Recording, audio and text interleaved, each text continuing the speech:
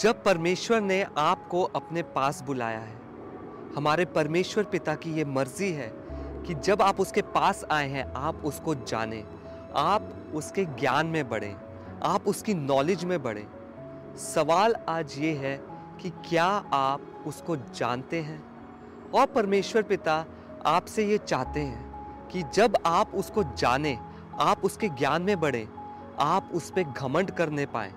क्योंकि जब आप उसके ज्ञान में बढ़ेंगे, आप जान जाएंगे कि आपका परमेश्वर जो कि आपका पिता है, वो कौन है। और पिता की यही मर्जी है कि उसके बच्चे उस पे घमंड करें। मेरे ज्ञान के ना होने से मेरी प्रजा नाश हो गई। तूने मेरे ज्ञान को तुच्छ जाना है।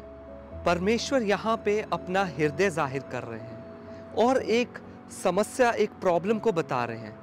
जैसा वचन में हमने देखा, परमेश्वर एक बता रहे हैं कि ज्ञान ना होने की वजह से मेरी प्रजा नाश हो रही है।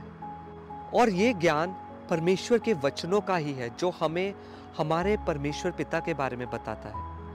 क्योंकि जब आपके अंदर वचन होते हैं, आपके अंदर आपके पिता का ज्ञान होता है कि वो कौन है, वही ज्ञान आपके जीवन को राह दिखाता है। और ये जरूरी है कि सही ज्ञान हो, क्योंकि गलत ज्ञान आपको नाश की तरफ ले चलता है। और अगर आपका ज्ञान इनकम्प्लीट भी है, अगर आपकी अंडरस्टैंडिंग, आपकी नॉलेज गॉड को लेके इनकम्प्लीट है, वो भी आपको नाश की ओर ले चलेगी और आपकी लाइफ को वो सही रास्ते से भटका सकती है। इसलिए ये बहुत ज़रूरी है कि हम परमेश्वर की सही नॉलेज में बढ़ें ताकि हम नाश ना हो। और ये परमेश्वर की मर्जी है।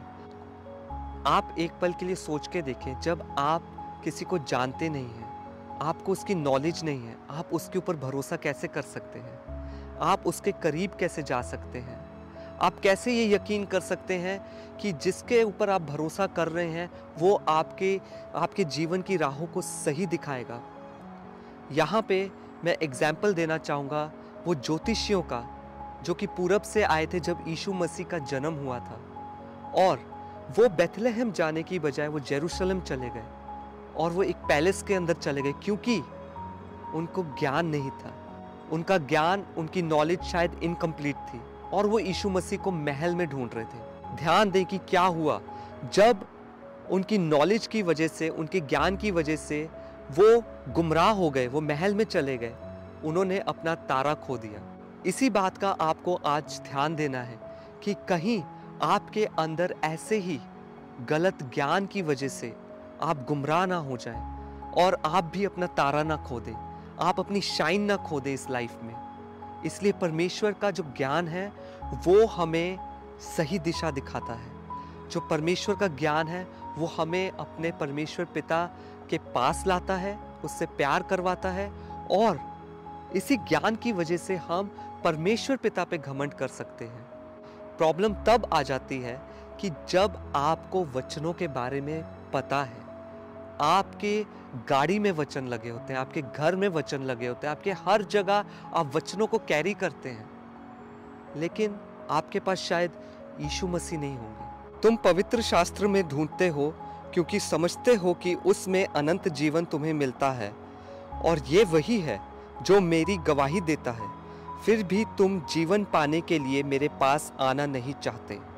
इन वचनों में प्रभु यीशु मसीह सदूकी और फरीसियों से बात कर रहे हैं। वो कह रहे हैं कि तुम्हें स्क्रिप्चर्स की बहुत नॉलेज है, तुम वचनों को अच्छे से जानते हो, लेकिन इन सब का फ़ायदा क्या जब मैं ही तुम्हारे पास नहीं हूँ।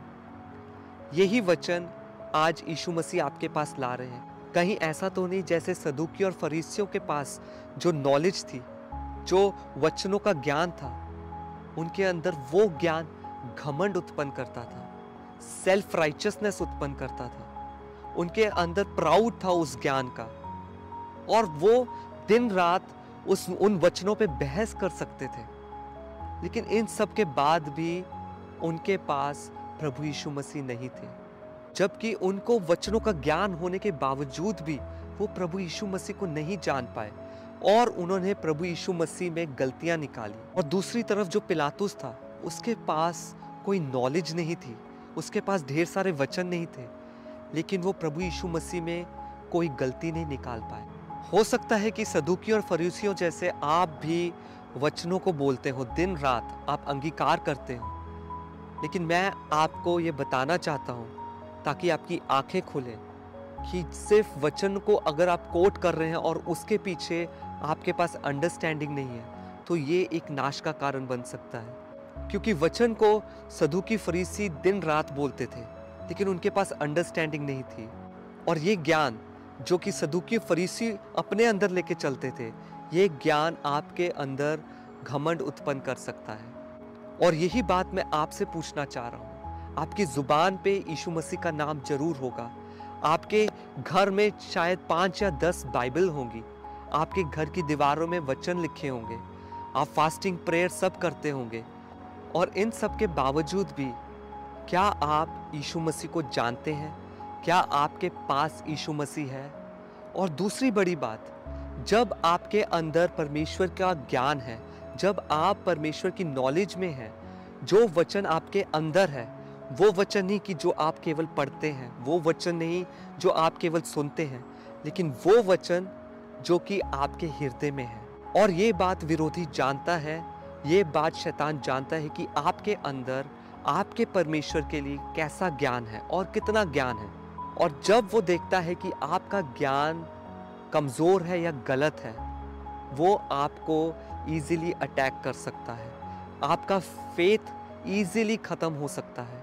और जब विरोधी ये देखता है कि आपके अंदर परमेश्वर का ज्ञान अधूरा है या इनकम्प्लीट है या फिर गलत है, वो आपके जीवन पे होल्ड ले सकता है, क्योंकि आपने अपने परमेश्वर को नहीं जाना। यही कारण है कि आप नाश की ओर बढ़ जाते हैं, और शैतान इस चीज़ का फ़ायदा बड़े आराम से उठा सकता है। इसलिए ये बहुत ज़रूरी है कि आप परमेश्वर के वचनों को अपने अंदर भरें और सही ज्ञान में आगे बढ़ें, ताकि शैतान के लिए कोई खाली जगह ना रहे, ताकि शैतान कुछ क्लेम ना कर पाए और आप अपने फेथ में स्ट्रॉन्ग रहें। मेरी ये दुआ है आपके लिए कि आप हमारे परमेश्वर पिता, हमारे उद्धारकर्ता यीशु मसीह को जानें। आप जानें उसका हृदय आपके लिए क्या है, और जब आप उसके हृदय को जानेंगे, आप उसके ज्ञान में बढ़ेंगे, आपका फेथ और स्ट्रॉन्ग होगा, आप उसको अपने करीब महसूस करेंगे। शालोम।